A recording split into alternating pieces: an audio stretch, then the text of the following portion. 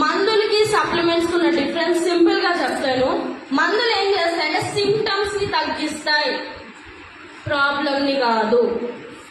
మీకు ఏవైతే ఇప్పుడు ఆ ప్రాబ్లం వల్ల పెయిన్ వస్తుంది, పెయిన్ కిల్లర్ వేసుకుంటారు, ఆ పెయిన్ ని మాత్రమే తగ్గిస్తుంది, సిమ్టమ్ ని మాత్రమే తగ్గిస్తుంది ఇన్స్టెంట్ గా.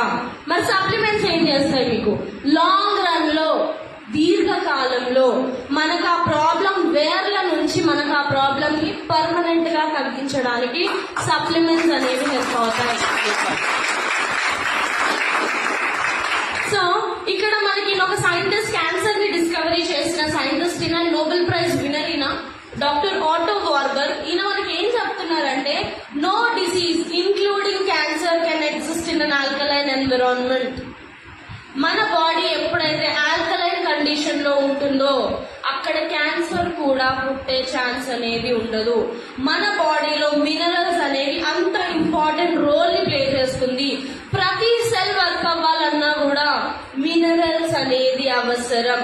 సో మినరల్స్ మన బాడీలో